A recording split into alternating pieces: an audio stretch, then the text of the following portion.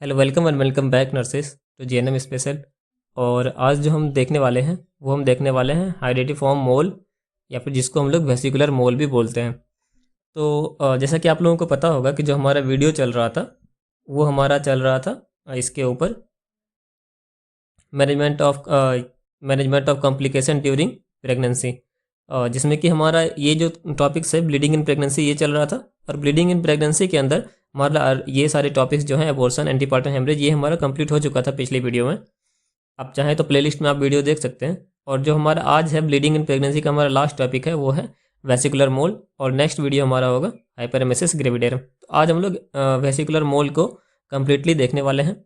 तो वीडियो में आगे देखिए और वीडियो को पूरा लास्ट तक देखें ताकि आपको सारी चीज़ें अच्छे से समझ में आ जाए और आपको कोई भी कन्फ्यूजन ना रहे। तो आइए हम लोग शुरू करते हैं। अपना टॉपिक जो है वो है हाइडेटिफॉर्म मोल या फिर जिसको हम लोग बोलेंगे वेसिकुलर मोल। ठीक है, तो हाइडेटिफॉर्म मोल जो है वो क्या होता है कि वो प्लेसेंटा का एक डेवलपमेंटल एनोमली है। ठीक है, ये ध्यान रखना है कि प्लेसेंटा का डेवलपमेंटल एनोमली है, जिसके कारण जो कोरियोनिक विलाई है वेसिकल्स के मांस के रूप में परिवर्तित हो जाती है। आप लोगों को पता होगा कि कोरियोनिक विलाई से ही प्लेसेंटा का निर्माण होता है और इसी से ये जो है किसी एक मांस में परिवर्तित हो जाती है, जिसको कि हम लोग कोरियन की बीमारी या फिर हाइडेटिफॉर्म मोल कहते हैं। ठीक है, इसकी अगर परिभाषा की बात करें हमने सारे इंट्रोडक्शन देख लिया। हमने इसके अगर डेफिनेशन की बात करें तो हाइडेटिफॉर्म मोल प्लेसेंटा की एक असामान्य स्थिति है जिसमें कि कोरियोनिक विलाई में कुछ डिजेनरेटिव एवं प्रोफिलेटिव परिवर्तन होने के कारण ये विभिन्न आकार के अनेक वेसिकल्स में परिवर्तित हो जाते हैं तथा गर्भस्थ शिशु की डेथ हो जाती है। ठीक है, ये ध्यान रखना है। फिर वेसिकल्स जो है इसको हाइडेटिस सिस्ट के समान प्रतीत होता है। इस बीमारी को डायडेटिफॉर्म मोल या फिर हाइडेटिफॉर्म मोल कहा जाता है। ठीक है, फिर इस जो वेसिकल्स होता है इसका जो आकार होता है या इसका जो साइज होता है वो एक पिन के, जो पिन होता है हमारा सेफ्टी पिन या फिर आप कोई भी पिन ले सकते हैं, उसके सिरे के जो उसका सिर जितना पतला होता है उससे उतना छोटा से लेकर अंगूर के आकार का हो जाता है। ठीक है, तो जो हाइडेटिफॉर्म मोल है ये होता है गेस्टेशनल ट्रोफोब्लास्टिक डिजीज। ये जो कोरियन है उसके ट्रोफोब्लास्ट लेयर की डिजीज़ है। ठीक है, ये ध्यान रखना है आपको, ट्रोफोब्लास्ट लेयर की डिजीज़ है। ठीक है, फिर टाइप्स ऑफ अगर हाइडेटिफॉर्म मोल की बात करें हम लोग तो इसमें दो तरह की होती है। एक होती है कंप्लीट हाइडेटिफॉर्म मोल और एक होता है पार्शियल हाइडेटिफॉर्म मोल। ठीक है, इसके हम लोग यहाँ पे डिफरेंस देखने वाले हैं पहले थोड़ा, और इसको डिटेल में थोड़ा देख लें दोनों की डेफिनेशन को। तो इस प्रकार की मोल में जो एम्ब्रियो होता है, जो कंप्लीट अगर हम हाइडेटिफॉर्म मोल की बात कर रहे हैं यहाँ पे, तो इस प्रकार के मोल में जो एम्ब्रियो होता है यानी कि जो हमारा भ्रूण होता है, फिर जो आगे चल के बच्चा बनने वाला है, अम्लाइकल कॉर्ड था मेम्ब्रेन, इसका कोई भी प्रमाण मौजूद नहीं होता है, मतलब कि बच्चा बनना शुरू हुआ ही नहीं कभी भी इसमें। ठीक है, और जो इसमें जो है सामान्यतः प्लेसेंटल जो सर्कुलेशन होता है या फिर जो प्लेसेंटल परिसंचरण होता है जिसमें कि प्लेसेंटा और बच्चे के बीच में जो सर्कुलेशन स्थापित होता है ब्लड का, यह स्थापित होने से पूर्व ही भ्रूण की या फिर जो बच्चे की मौत हो जाती है। फिर अगर हम वेसिकल्स का जो मांस होता है, ठीक है, वह यूट्राइन कैविटी को ऑक्यूपाई कर लेता है और विकसित होती मोल गर्भाशयी दीवारों को इम्प्लांटेशन साइट से अन्य दूसरी जगह पेनिट्रेट कर सकती है। ठीक है, जो मोल होता है जो वेसिकल्स बनते हैं वो इम्प्लांट होके इम्प्लांटेशन साइट से अन्य दूसरी जगह भी पेनिट्रेट कर सकती है। जैसे कि जो ये यहाँ पे अगर मैं बात करूँ, जैसे कि ये अगर यूट्रस है, ठीक है, तो अगर यहाँ पे मोल बना है तो ये जो मोल है ये यहाँ पे तो लगेगा ही और ये दूसरी जगह भी पेनिट्रेट करके जा सकता है। ठीक है, फिर यूट्रस के रप्चर होने के साथ अत्यधिक रक्तस्राव या एक्सेसिव ब्लीडिंग होना इसका संभावित आउटकम हो सकता है। ठीक है, तो क्योंकि अगर पेनिट्रेट करेगी तो इससे क्या हो सकता है कि इससे ब्लीडिंग भी हो सकती है, जो कि इसका संभावित आउटकम हो सकता है। जो हम संभावना लगा सकते हैं कि अगर ब्लीडिंग हो रही है तो हो सकता है कि हाइडेटिफॉर्म मोल भी हो। फिर पार्शियल हाइडेटिफॉर्म मोल की अगर हम बात करें, ये हमने कंप्लीट के देखे, तो कंप्लीट में क्या है कि इसमें भ्रूण का या फिर बच्चे का कोई भी प्रमाण मौजूद नहीं है, भ्रूण, अम्बिलिकल कॉर्ड या मेम्ब्रेन कुछ भी नहीं है। फिर अगर हम लेकिन हम पार्शियल हाइडेटिफॉर्म मोल की बात करें, इसमें मोल के गर्भस्थ शिशु की जो डेथ होती है वो प्रेगनेंसी के 8-9 सप्ताह पर होती है। ठीक है, 8-9 सप्ताह पर डेथ होती है, अतः शिशु के प्रमाण मौजूद होते हैं, यानी कि सर्कुलेशन शुरू हो गया था, शिशु भी बनने लगा था। यहाँ ट्रोफोब्लास्ट का हाइपरप्लेजिया पूर्ण हाइडेटिफॉर्म मोल की तुलना में कम होता है। ठीक है, हाइपरप्लेजिया मतलब होता है साइज का बड़ा होना ट्रोफोब्लास्ट लेयर के। ठीक है, तो ट्रोफोब्लास्ट लेयर का जो साइज होता है वो हाइडेटिफॉर्म मोल जो कंप्लीट होता है ना, कंप्लीट वाला जो हमने पढ़ा था उसकी तुलना में छोटा होता है। फिर इसमें यूट्रस का आकार जो है गर्भाशय की अवधि की तुलना में कम होता है। जितना कि गर्भाशय का आकार होना चाहिए, जितना कि यूट्रस का आकार होना चाहिए था, ये उससे छोटा रहता है। ठीक है। फिर कंप्लीट हाइड्रोफोन और पार्शियल के बीच में जो है अंतर यहाँ पे बताया गया है। तो सबसे पहले अगर हम फीचर की बात करें तो एम्ब्रियो या फिर नाभिनाल के प्रमाण या फिर अम्लाइकल कॉर्ड या फिर इसके कुछ भी प्रमाण या फिर बच्चे का प्रमाण, तो जो कंप्लीट होता है इसमें तो ये अनुपस्थित रहता है, पर जो पार्शियल रहता है इसमें ये उपस्थित रहता है, क्योंकि बच्चा बनना इसमें शुरू हो चुका था। फिर भ्रूण एवं गर्भस्थ शिशु की मृत्यु, तो मृत्यु जो होती है ये सर्कुलेशन के स्थापित होने से पहले ही हो जाती है। ठीक है। पर इसमें जो है प्रेगनेंसी 8वें-9वें सप्ताह के दौरान पे होता है। 8वें से 9वें सप्ताह के दौरान हम लोगों को पता है कि सर्कुलेशन शुरू हो जाता है, बच्चे का जो है दिल भी धड़कना धीरे धीरे शुरू करने वाला होता है। फिर अगर हम बात करें इसमें गुणसूत्रों की, फिर जो क्रोमोजोम्स होते हैं उसकी बात करें तो जो कंप्लीट होता है इसमें 46 क्रोमोजोम होता है। यहाँ पे आप एक चीज़ ध्यान देने वाली बात है कि यहाँ पे आपने देखिए मैंने लिख रखा है कि ये जो होता है ना, ये हैप्लॉइड सेल होते हैं या फिर डायप्लॉइड सेल होते हैं। जैसे हैप्लॉइड सेल होते हैं तो आप लोगों को पता है कि हैप्लॉइड सेल में क्या होता है, 22 प्लस, एक मिनट जरा मैं इसको छोटा कर लूँ। जैसे कि आप लोगों को पता होगा जो हैप्लॉइड सेल होता है इसमें 22 प्लस XX यानी तो XY होता है। ठीक है। और डैप्लॉइड सेल क्या होता है इसमें कि 46 और XY होता है, या इसको हम बोल लेते हैं 44 और XY, ऐसे बोल लेते हैं क्योंकि 44 और XY क्रोमोसोम में से कोई, और मतलब हैप्लॉइड मतलब सिंगल होता है, तो इसमें क्या होता है 22 प्लस XY। तो ये चीज़ें होती है। ठीक है। अब अगर हम यहाँ पे बात करें तो ये क्या होता है, मोस्टली जो हैप्लॉइड सेल यानी डेप्लॉइड सेल होता है तभी इसमें 46 क्रोमोसोम होते हैं, और ये सिर्फ पैटर्नल साइड से यानी कि जो सिर्फ पिता के साइड से ही होता है, माता की साइड से ये नहीं होता। इसीलिए और ज़्यादातर केस में ये, यहाँ पे हम नेक्स्ट पॉइंट में इसकी बात करेंगे, पर इतना आपको यहाँ याद रख लें कि कंप्लीटली जो है ये 46 ही होता है कंप्लीट में, और पार्शियल में ये 69 हो जाता है क्योंकि 3 टाइम्स मल्टीप्लाई हो जाता है। जैसे 22 और 22 प्लस एक्स है तो क्या हो जाएगा, 3 टाइम्स मल्टीप्लाई हो जाएगा, 22 प्लस एक्स और फिर 22 प्लस एक्स, और फिर एक महिला की तरफ से भी आ जाएगा 22 प्लस, ये महिला की तरफ से आ गया 22 प्लस एक्स, और एक पुरुष की तरफ से 22 प्लस वाई, ऐसे हो जाता है। ठीक है। तो ये सारी चीज़ें हो सकती है पार्शियल में। पार्शियल में क्योंकि 3 टाइम्स हो जाता है इसलिए 69 हो जाता है। एक का होता है 23 हैप्लॉइड, और डैप्लॉइड होगा तो 46, और फिर ट्रिप्लॉइड हो जाएगा तो 69, तो ये हो जाता है। तो यहाँ पे अगर हम क्रोमोसोम के पैटर्न की बात करें तो इसमें जो है जो पैटर्न होता है ये 44 प्लस XX होता है। बहुत ही कम केसेस में, मतलब कि ये तो 90% केसेस में हो जाएगा, 90% केसेस में 44 प्लस एक्स, और बहुत कम केसेस में, मतलब मान लीजिए कि 10% या 20% केसेस में ही होता है 44 प्लस XY या फिर 45 प्लस एक्स। तो इस तरह की चीज़ें, तो ये हमेशा पैटर्नल ओरिजिन का ही होता है, मतलब कि जो पिता के साइड से ही होता है ये जितने भी सेल्स होते हैं। और इसमें जो है, इसमें एक मैटरनल साइड से होता है, मतलब एक जो सेल है ये माँ के साइड से होता है, यानी कि 22 प्लस एक्स कोई एक माँ के साइड से होगा, और बाकी जो 22 प्लस एक्स है या 22 प्लस वाई है तो वो हो जाता है वो पैटर्नल, यानी कि पिता के साइड से होता है। तो 2 पिता के साइड से आता है, एक माँ के साइड से आता है, इसीलिए यहाँ पे 66 प्लस XYY या फिर 66 प्लस एक्स, यहाँ पे एक्स होना चाहिए, गलत लिख दिया, XXY होता है। ठीक है। ये 3 सेट होते हैं, मैंने बताया आपको 1 2 3 सेट, इसमें 2 सेट होते हैं 22 प्लस एक्स और 22 प्लस एक्स, यानी तो वाई कुछ भी हो सकता है। तो ये थोड़ी सी कन्फ्यूजन वाली चीज़ें हैं, पर आप इसको सीधा भी याद रख सकते हैं, एग्जाम में इतना ज़्यादा आपको समझने की ज़रूरत नहीं है, और आपको देखना है तो आप डिटेल में समझ सकते हैं, आपको समझने के लिए देखना है तो। पर जो हम नेक्स्ट पॉइंट की अगर हम बात करें तो कोरियोनिक विलाई का क्षय, जो डीजनरेशन ऑफ कोरियोनिक विलाई, ये डिफ्यूज वाइडली स्प्रेड, ये बहुत ही पूरे एरिया में फैला हुआ होता है, और इसमें जो है पार्शियल में ये एक लिमिटेड जगह पर ही होता है कोरियोनिक विलाई का स्प्रेड। फिर HCG टाइटर, जो HCG जो हार्मोन होता है ये इसमें कंप्लीट में बहुत ज़्यादा रिलीज होता है, और इसमें जो है वो कम रिलीज होता है पार्शियल में। तभी हमें दिखता है कि जो HCG टाइटर जो कंप्लीट होता है इसमें ज़्यादा रिलीज होता है, इसी वजह से इसमें वोमिटिंग और नोजिया वाली चीज़ें ज़्यादा होती है। फिर हाइपरप्लेजिया ऑफ द ट्रोफोप्लास्ट, तो इसमें बहुत ज़्यादा फैला हुआ रहता है, हाइपरप्लेजिया होता है, मतलब कि जो फैलाव बहुत ज़्यादा जब बढ़ता है ट्रोफोब्लास्ट लेयर वो कंप्लीट में बहुत ज़्यादा बढ़ता है और इसमें कम बढ़ता है।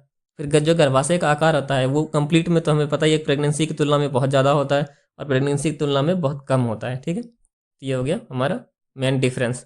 फिर अगर हम कारण की बात करें तो एग्जैक्ट कारण क्या होते हैं इसके हेरिडिफॉर्म मोल के, तो एग्जैक्ट कारण तो अज्ञात है, आपको दिख रहा होगा एग्जैक्ट कारण तो अज्ञात है, परंतु इसका जो रिस्क फैक्टर है वो क्या क्या हो सकता है, जैसे कि उम्र हो सकता है, अगर महिला की उम्र 18 वर्ष से कम है या फिर 35 वर्ष से ज़्यादा है तो इसके पाए जाने की संभावना तुलनात्मक रूप से ज़्यादा होती है, यानी कि उम्र जो है वो प्रेगनेंसी के लिए उतना सुटेबल नहीं है। फिर history of previous molar pregnancy, हम इसको मोलर प्रेगनेंसी भी बोलते हैं, हेरिडिटी मोल को। तो इसका पहले अगर हिस्ट्री रह चुका है तो फिर से होने के चांसेस ज़्यादा हैं। फिर होता है माल न्यूट्रिशन, कि डाइट में प्रोटीन या फिर एनिमल फैट या फिर विटामिन ए की कमी हो जाना। फिर जेनेटिक फैक्टर में, जेनेटिक्स में, जैसे कि हमें पता है कि जो कंप्लीट मोल में है अधिकांशतः यानी कि 80 से 90% जो केसेस होते हैं इसमें सिर्फ पैटर्नल साइड से ही आता है, यानी कि पिता के साइड से ही होता है ये चीज़ें। तो 44 प्लस XX होता है जो कि पैटर्नल ओरिजिन के होते हैं। अंतर मतलब अतः स्पष्ट है कि जो पैतृक या फिर मातृक का जो रेशियो होता है, ठीक है, उसका अनुपात अधिक हो जाना, मतलब कि पैतृक का बढ़ जाना, मातृक जो है उसका कम हो जाना क्रोमोसोम, इसकी वजह से मोलर प्रेगनेंसी हो जाता है। फिर क्लिनिकल मैनिफेस्टेशन की अगर हम बात करें कि क्लिनिकल मैनिफेस्टेशन में क्या क्या होते हैं, तो हम पहले साइन और सिम्टम्स देखते हैं। तो पहले हम सिम्टम्स देखें क्या क्या चीज़ें होती है। तो सिम्टम्स में क्या होता है, सबसे पहला जो सिम्टम है वो है कि 12 सप्ताह के आरंभ से ही जो है ब्लीडिंग स्टार्ट हो जाता है, वेजाइनल ब्लीडिंग। ये एक बहुत ही आरंभिक सिम्टम है, मतलब कि शुरुआत में ये सिम्टम दिखने लगता है और बहुत ही कॉमन सिम्टम है, ये कॉमनली दिखता ही है। फिर अगर हम बात करें इसमें जो ब्लड होता है वो लाल या गहरा भूरा रंग का होता है, ब्लड में सिस्ट के रप्चर होने के जैसा जो द्रव होता है, जो अंगूर का गुच्छा जो बनता है उससे जो ब्लड मतलब वो निकलता है लिक्विड, वो भी इसमें मिला हुआ हो सकता है, इसलिए स्लाइट प्रोफ्यूज या फिर इंटरमिटेंट टाइप का हो सकता है। फिर वेजाना से अंगूर जैसी जो वेसिकल्स होती है, ग्रेप लाइक वेसिकल्स, उसका भी बाहर निकलना भी एक कॉमन कारण है। ये एक मुख्य डायग्नोस्टिक कारण है इसका, हेरिडिफॉर्म मोल का, क्योंकि अंगूर जैसे गुच्छे निकल रहे हैं तो मतलब हो सकता है कि यही बीमारी है। फिर जो पेन इन लोअर एब्डोमेन, जो नीचे वाले पेट होता है इसमें दर्द होता है। फिर जो बच्चे का जो क्विकनिंग होती है, जो हलचल होती है बच्चे की, वो महसूस नहीं किया जा सकता क्योंकि हमें पता है कि बच्चा मर चुका है। और फिर 20% केसेस में प्री एक्लेम्सिया जैसे भी लक्षण देखने लगते हैं, जिसमें कि हाइपरटेंशन यानी कि बीपी बढ़ जाना, एडिमा, प्रोटीन यूरिया यानी कि यूरिन में प्रोटीन का आने लगना, ये सारे लक्षण भी दिखने लगते हैं। कुछ महिलाओं में बहुत ज़्यादा उल्टी होने लगती है। अब उल्टी क्यों होती है हमें पता है यहाँ पे, क्योंकि HCG हार्मोन जो है वो बहुत ज़्यादा बढ़ जाता है, तो इस वजह से हाइपरेमेसिस ग्रेविडेरम, जो कि हमारा नेक्स्ट टॉपिक भी है, उसकी शिकायत भी रहती है। फिर पेलर यानी कि पीलापन, जो महिला होती है उसके स्किन में एनीमिया के लक्षण यानी कि पीलापन दिखाई देने लगते हैं। और हो सकता है कि बहुत बार ना हमें दिखता है कि ब्लीडिंग उतनी ज़्यादा हुई नहीं है लेकिन फिर भी पीलापन दिख रहा है। क्यों? क्योंकि ये जो है विजिबल ब्लड लॉस के अनुपात से अधिक होता है। जितना हमें ब्लड लॉस दिख रहा है उससे ज़्यादा ब्लड लॉस हुआ है, जो कि कंसील्ड है, मतलब कि अंदर ही है, अभी बाहर नहीं आया है उसका ब्लड, तो अंदर ही रहता है वेजाना के अंदर ही। तो इस वजह से हमें लगता तो है कि बहुत कम ब्लीडिंग हो रही है, लेकिन एक्चुअली में ब्लीडिंग ज़्यादा हो रही होती है और उसी वजह से एनीमिया यानी कि ब्लड का कमी के लक्षण दिखने लगते हैं। फिर अगर हम इसके साइंस की बात करें, फिर हम चिन्ह की बात करें, हमने सिम्टम्स देख लिए और हम साइंस देखेंगे अब। साइंस में पहले सबसे पहला साइन आएगा हमारा साइज ऑफ यूट्रस, कि गर्भाशय का आकार। तो गर्भाशय का आकार जो है वो अत्यधिक वृद्धि हो जाती है, यानी कि 12 सप्ताह की वृद्धि में हमें दिखने लगता है कि ये 24 सप्ताह की गर्भावस्था की इतना साइज देखने लगता है कि 24 सप्ताह की गर्भावस्था हो गई है, यानी कि प्रेगनेंसी हो गई है। और यूट्रस की जो वृद्धि होती है उसका मतलब ये अवधि के अनुपात में छोटा भी हो सकता है, अगर मतलब अगर पार्शियल है जो कि कम ही होता है, कंप्लीट ही ज़्यादा होता है। अगर पार्शियल है तो वो छोटा भी हो सकता है पर मोस्टली बड़ा ही रहता है। फिर अगर हम बात करें तो इसकी जो वृद्धि होती है यूट्रस की, वो क्यों होती है, तो वो होती है कंसील्ड हेमरेज। जो हमने अभी बात करी कि ब्लड होता है, निकलता है, पर वो अंदर ही रहता है, वेजाना के अंदर ही रुका हुआ रहता है, जिसको हम लोग कंसील्ड ब्लीडिंग कहते हैं, जिसकी वजह से एनीमिया भी होता है। तो उसके वजह से और वेसिकल्स जो है उसके अत्यधिक वृद्धि के कारण जो उसका साइज है यूट्रस का वो बहुत ज़्यादा बढ़ा हुआ रहता है। फिर जो शिशु की धड़कन है वो सुनी नहीं जा सकती। जो फीटिक शिशु का ऑर्गन है उसको हम पाल्पेट करके यानी कि हाथों से दबा के महसूस नहीं कर सकते। फिर इंटरनल ब्लेटमेंट और एक्सटर्नल ब्लेटमेंट तथ्यात्मक नहीं होते, मतलब होते नहीं हैं। अगर आपको ब्लेटमेंट के बारे में जानना है तो आप पिछले वाला लेक्चर, लेबर वाला लेक्चर देख सकते हैं, और ये भी आपको प्लेलिस्ट में दिख जाएगा, मिडवाइफरी के नाम से प्लेलिस्ट है, जिस प्लेलिस्ट में ये वीडियो भी उसी प्लेलिस्ट में आप देख रहे होंगे, यानी तो आप चैनल पे जाके देख सकते हैं प्लेलिस्ट के सेक्शन में। फिर जो गर्भस्थ शिशु की हलचल महसूस नहीं की जा सकती। सीरम HCG का लेवल बहुत ज़्यादा बढ़ा हुआ रहता है, जो कि 1 लाख इंटरनेशनल यूनिट पर ml से भी ज़्यादा हो जाता है। फिर एनीमिया के लक्षण दिखने लगते हैं क्योंकि ब्लड लॉस बहुत ज़्यादा हो रहा है। फिर ओवरीज का इनलार्जमेंट महसूस होता है। अब ओवरीज का इनलार्जमेंट क्यों होता है, ओवरी की साइज़ क्यों बढ़ जाती है? तो ओवरी का साइज़ क्या होता है कि जब HCG का हार्मोन बहुत ज़्यादा बढ़ जाता है, तो HCG का हार्मोन बहुत ज़्यादा बढ़ने के कारण क्या होता है कि ल्यूटियन एलिमेंट यानी कि कॉर्पस ल्यूटियम जो बनता है उसका एलिमेंट बहुत ज़्यादा बढ़ जाता है, और उसके ज़्यादा स्टिमुलेट होने के कारण इसका साइज बढ़ जाता है ओवरी का, ठीक है, हाइपर स्टिमुलेशन के कारण इसका साइज बढ़ जाता है। फिर हम देखते हैं इन्वेस्टिगेशन कि हम कौन कौन से जांचें करवाते हैं जिससे हमें पता चलता है। सबसे पहले तो हम सीबीसी करवाएंगे, और फिर सीबीसी में क्या करेंगे, हीमोग्लोबिन, टीएलसी, डीएलसी, ये सारी चीज़ें कराएंगे। फिर एबीओ और आरएच ब्लड ग्रुपिंग, क्योंकि ब्लड का जरूरत पड़ सकता है चढ़ाने का। फिर एससीजी लेवल देखेंगे कि अगर सामान्य से अधिक बढ़ा हुआ है कि नहीं। फिर सोनोग्राफी में स्नोस्टॉर्म पैटर्न की उपस्थिति दिखती है। स्नोस्टॉर्म क्या होता है कि आप इसका अगर सोनोग्राफी देखेंगे, यानी कि अगर अल्ट्रासाउंड देखेंगे, तो क्या होता है कि इसके यूट्रस के अंदर ऐसे मतलब कि स्नो बॉल टाइप का ऐसे लगता है कि वो आ रहा है, बवंडर आ रहा है, और यहाँ पे धुंधला धुंधला धुंधला धुंधला सा दिखेगा वाइट वाइट कलर का, और बीच बीच में बवंडर के जैसा दिखता है। ये आप कोई देखेंगे ना नेट पर सर्च करके भी आप देख सकते हैं, स्नोस्टॉर्म पैटर्न वो आपको दिख जाएगा। और ये हाइड्रेटिव फॉर्म का कैरेक्टरिस्टिक साइन होता है कि ये हाइड्रेटिव फॉर्म का कैरेक्टरिस्टिक साइन ही होता है, इसी के अंदर जो है स्नोस्टॉर्म पैटर्न दिखता है। फिर हम देखते हैं तो अगला टेस्ट जो है हमारा ब्लड क्लॉटिंग टेस्ट होता है, फिर एक्सरे होता है, फिर एब्डोमिनल एग्जामिनेशन, वेजाइनल एग्जामिनेशन, ये सारी चीज़ें होती हैं। फिर हम बात करते हैं इसके पॉसिबल जो कॉम्प्लिकेशंस होती है कि इसमें क्या क्या कॉम्प्लिकेशंस हो सकती है। तो सबसे पहला जो कॉम्प्लिकेशन हो सकता है वो हो सकता है हेमरेज।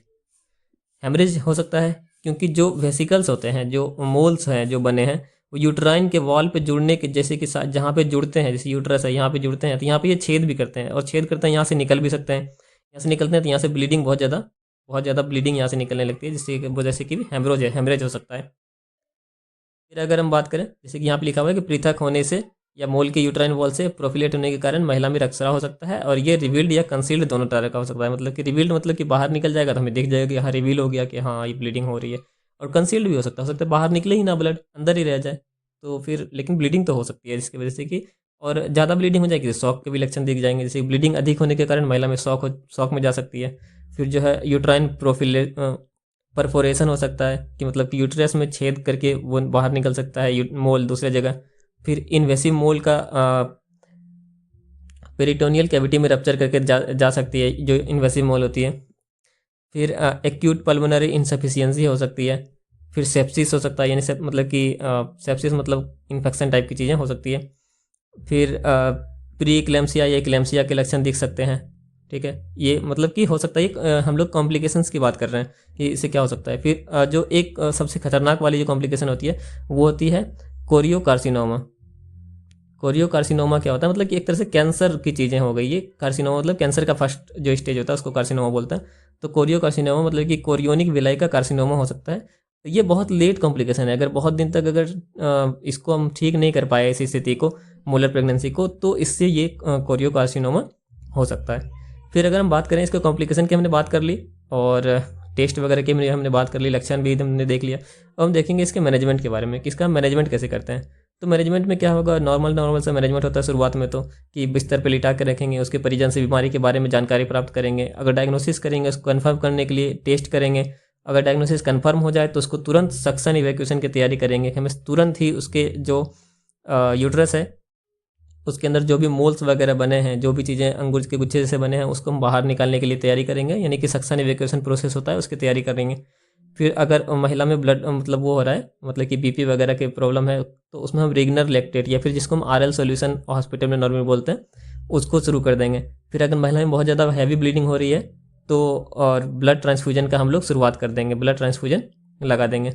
और अगर ब्लड बहुत ज़्यादा मतलब कि लॉस नहीं हुआ है, ब्लड स्राव जो है, ब्लीडिंग बहुत कम हुई है, लेकिन फिर भी अगर हम सक्शन इवैक्यूएशन का जब हम तैयारी करेंगे, ब्लीडिंग कम हुई है, तब भी उससे पहले हम क्या करेंगे कि क्रॉस मैच किया हुआ ब्लड तैयार रखेंगे। पर हो सकता है कि हमें सक्शन इवैक्यूएशन के टाइम पे ज़्यादा ब्लीडिंग हो जाए, या फिर हमें कभी भी किसी भी प्रोसेस के टाइम पे हमें ब्लीडिंग की ज़रूरत पड़ सकती है, इसीलिए पहले से ही क्रॉस मैच किया हुआ ब्लड हम तैयार रखेंगे ताकि आवश्यकता होने पर इसको तुरंत चढ़ाया जा सके।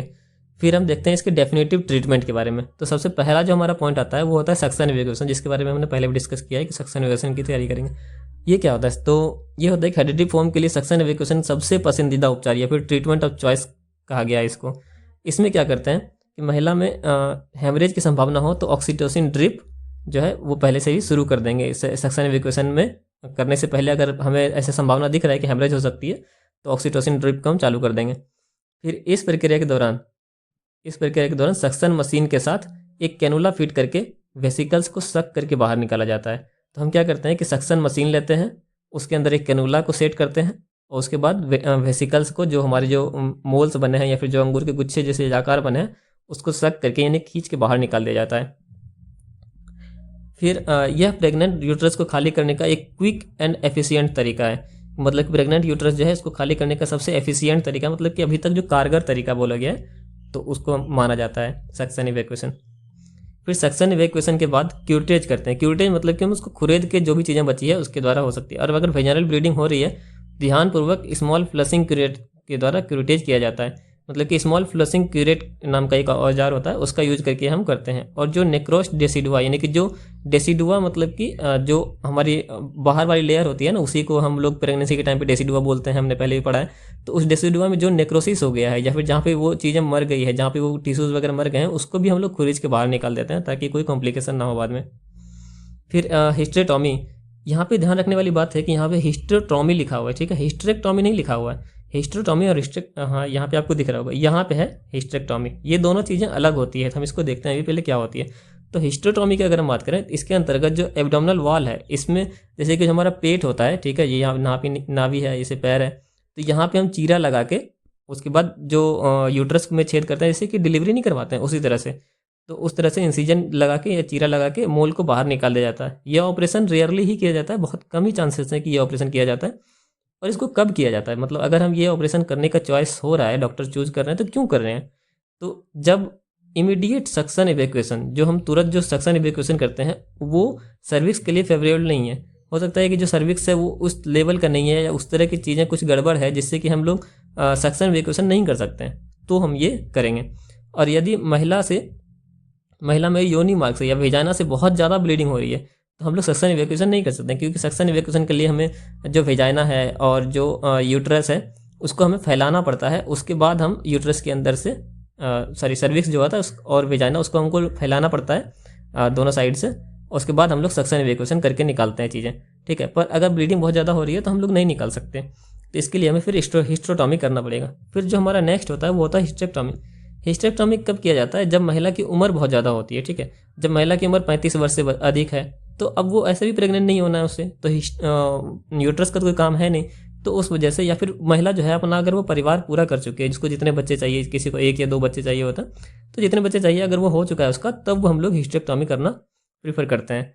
तो इसके रिमूवल के बाद क्या होता है कि गर्भाशय को जैसे कि हम लोग हिस्टेरेक्टॉमी में क्या होता है कि जो सर्जिकल प्रक्रिया के द्वारा यूट्रस को हम बाहर निकाल देंगे। आप लोगों को पता ही है कि हिस्टेरेक्टॉमी में हम सब उसको यूट्रस को बाहर निकाल देते हैं। उसके बाद क्या करते हैं कि उसका जो है उसका हिस्टोलॉजिकल एग्जामिनेशन के लिए, या फिर जो किस तरह के सेल्स अंदर बने थे उसके एग्जामिनेशन के लिए प्रयोगशाला या फिर लेबोरेटरी हम लोग भेज देते हैं वहाँ के टिश्यू को। फिर जो हमारा नेक्स्ट सर्जरी वाली हमने चीज़ें देख ली। अब हम लोग देखते हैं प्रोफाइलैक्टिक कीमोथेरेपी। प्रोफाइलैक्टिक कीमोथेरेपी क्या होता है कि जब इन्वेसिव और मेटास्टेसिस मोल्स उपस्थित हो। मेटास्टेटिक मोल मतलब कि जो एक जगह से दूसरे जगह जा सकते हैं मोल, ऐसे मोल अगर उपस्थित है तो हम लोग कीमोथेरेपी करवाते हैं। तो लगभग 6 से 8 सप्ताह की सीरम एचसीजी लेवल, जैसे कि 6 से 8 मतलब 4 से 6 सप्ताह हो गया, और जो एचसीजी लेवल है वो फिर भी नॉर्मल नहीं हो रहा है और वह पुनः बढ़ जाए, ऐसा मतलब कि बढ़ने लगे फिर से एचसीजी लेवल, क्योंकि बढ़ने का कोई चांस ही नहीं है, नहीं बढ़ना चाहिए, पर अगर फिर भी बढ़ रहा है तो हम लोग फिर कीमोथेरेपी पे ध्यान देते हैं। फिर कीमोथेरेपी के रूप में, प्रोफिलैक्टिक कीमोथेरेपी के रूप में जो 5 दिन तक मिथोट्रेक्सेट जो टैबलेट होता है उसको दिया जाता है ओरली यानी मुंह के द्वारा, और फिर एक्टिनोमाइसिन डी ये आईवी इंजेक्शन द्वारा दिया जाता है, ठीक है, लेकिन इंट्रावेनस रूप से यानी कि नस में दिया जाता है। कौन सा? एक्टिनोमाइसिन डी, ये जो है दवाई इसको दिया जाता है आईवी के द्वारा। फिर डिस्चार्ज हम लोग करते हैं उसके समय क्या सलाह दी जाती है? सबसे पहला तो फॉलोअप के लिए सलाह दिया जाता है कि महिला को 6 महीने तक रेगुलरली फॉलोअप में देना पड़ेगा, और जब तक कि सीरम एचसीजी लेवल नेगेटिव नहीं आ जाता है, मतलब कि सीरम एचसीजी लेवल जितना होना चाहिए उतना पे नहीं आ जाता, जब तक हमें करते रहना पड़ेगा। फिर नॉर्मली जो है ओव्यूलेशन के 4 से 6 सप्ताह में यह स्तर नेगेटिव आ जाता है। इस पीरियड के दौरान जो है उसके बाद महिला को सप्ताह फॉलोअप करना चाहिए, और फिर 6 महीने तक मंथली फिर फॉलो करना चाहिए। फिर महिला को प्रोफाइलैक्टिक कीमोथेरेपी जैसे कि अगर हम मिथोट्रेक्सेट या फिर एक्टिनोमाइसिन दी गई है तो 1 साल तक उसको फॉलोअप के लिए हम लोग बुलाएंगे, ठीक है। अगर कुछ नहीं चला है, सिर्फ सर्जरी हुई है, तो 6 महीने तक, और अगर मिथोट्रेक्सेट या फिर एक्टिनोमाइसिन डी यानी कि कीमोथेरेपी वगैरह चली है तो 1 साल तक हम लोग उसको फॉलोअप के लिए बुलाएंगे।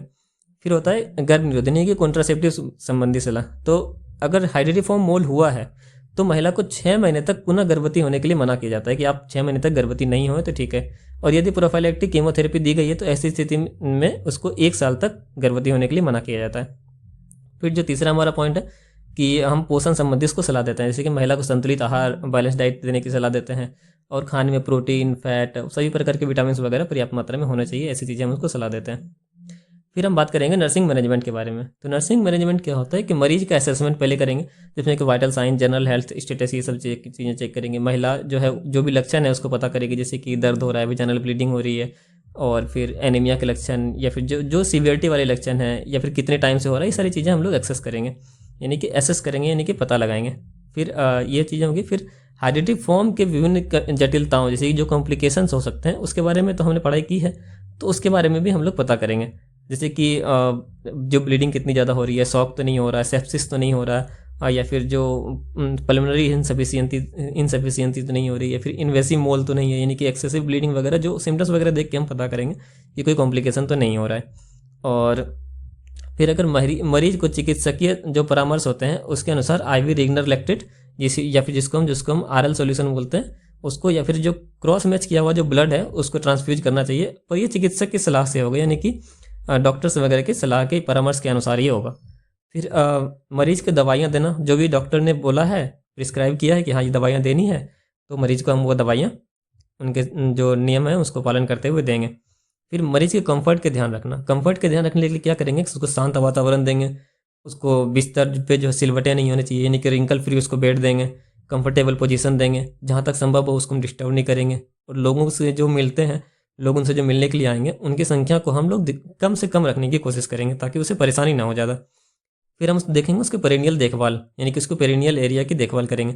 उसके लिए क्या करेंगे, उसके पैड को समय समय पर बदलते रहेंगे, उसके पेरिनियल भाग को शुष्क या स्वच्छ रखने की कोशिश करेंगे।